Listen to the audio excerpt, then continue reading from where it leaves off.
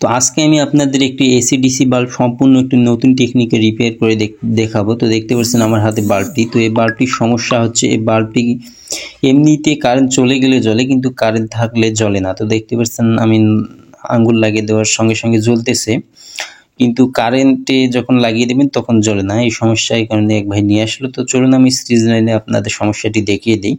তো আপনাদের আমি আগেই বললাম যে নতুন টেকনিকে রিপেয়ার করে দেখাবো, পরবর্তীতে সমস্যা হবে না। তো আগে সিরিজ লাইনে চেক করে দেখাই। দেখুন আমি সিরিজ লাইনে দিয়ে সুইচটি অন করলাম, তারপর বাল্বটি জ্বলতেছে না।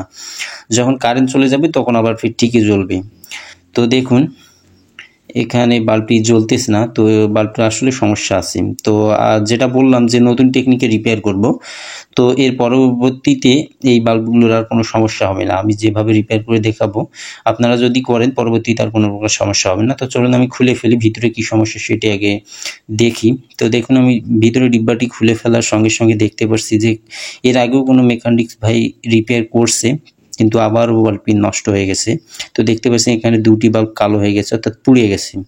মাঝখানে দেখুন কালো হয়ে গেছে। তো এই সমস্যাটি বারবার হওয়ার কারণ আছে। তো দেখুন এই পাশেও আবার দুটি বাল্ব পুড়ে গেছে, দুই পাশে চারটি বাল্ব পুড়ে গেছে, অর্থাৎ কাটা গেছে। তো এই সমস্যাটি যদি আগের যে মেকানিক্স ভাই যেভাবে ঠিক করছে আমিও যদি সেভাবে ঠিক করে দিই, 2-1 দিন পর আবারও কেটে যাবে।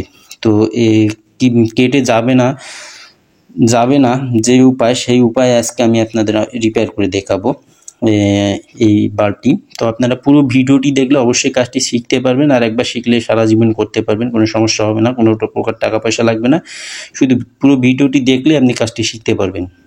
তো এই জন্য আমি আগে পুড়ে যাওয়া বাল্বগুলো আগে পরিষ্কার করে ফেলবো, তারপরে আমি ভালোভাবে রিপেয়ার করে দেখাবো। তো দেখতে পাচ্ছেন আমি পুড়ে যাওয়া বাল্বগুলো দেখুন হালকা স্ক্রুড্রাইভার দিয়ে চাপ দিয়ে উঠে ফেললাম।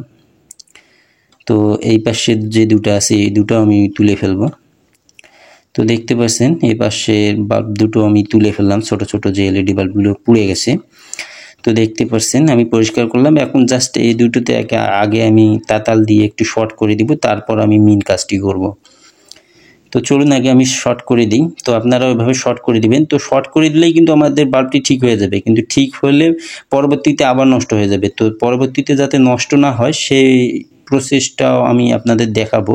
তো চলুন আগে এই কাজটি আমি করে দিই, শর্ট করে দিই, তারপর আমি পরবর্তী কার্যক্রম আপনাদের দেখাবো ভালোভাবে। তো ভিডিওটি যদি ভালো লাগে অবশ্যই আমার চ্যানেলটি সাবস্ক্রাইব করবেন, করে আমার চ্যানেলটির সাথেই থাকবেন, আর ভিডিওটি শেয়ার করে দিবেন যাতে অন্য ভাইরাও কাজটি শিখতে পারে। তো দেখুন আমার শর্ট করে দেওয়া প্রায় কমপ্লিট হয়ে গেল। তো দেখতে পাচ্ছেন এখানে আমি শর্ট করে দিলাম, দেখুন এই দুটি এবং এই পাশে অপর পাশে যে দুটি চারটি বাল্ব নষ্ট হয়ে গেছিলো সেই বাল্বগুলো আমি শর্ট করে দিলাম। তো আমার বাল্বটি এখন সম্পূর্ণ ওকে। এই অবস্থায় দিলে আবারও বাল্বটি নষ্ট হয়ে যাবে। তো এখন আমি এই বাল্বটিতে এক্সটার্নাল আরও একটি পাস লাগিয়ে দেব, যাতে পরবর্তীতে আর এই সমস্যাটি না হয়। তো এই জন্য আমরা যে ডাইরেক্ট যে লাইন দুটি আছে এসি লাইন, সেই তার দুটির এক প্রান্তে আমরা এরকম একটি রেজিস্টার লাগিয়ে দিব। দেখতে পাচ্ছেন আমার কাছে একটি রেজিস্টার, এরকম একটি রেজিস্টার আপনারাও কিন্তু লাগিয়ে দিবেন। তো কিভাবে কোথায় লাগিয়ে দেবেন সেই প্রসেসগুলো এখন আমি আপনাদের ভালোভাবে দেখিয়ে দেব। তো এই রেজিস্টারটা লাগিয়ে দিলে কি হবে, এই রেজিস্টারটা লাগিয়ে দিলে পরবর্তীতে যে বাল্বগুলো কাটা যাচ্ছে এই সমস্যাটি থেকে আপনারা সমাধান পেয়ে যাবেন, আর বাল্বগুলো কাটবে না। তো বাল্বগুলো তো না কাটলে বুঝতেই পারছেন আপনাদের এলইডি বাল্বটি টেকসই অনেক দিন হয়ে যাবে। তো এই রেজিস্টারটি বাজারে মাত্র 1 থেকে 2 টাকা নিতে পারে আপনাদের কাছে। তো আপনারা লাগিয়ে দিলে কিন্তু কমপ্লিট।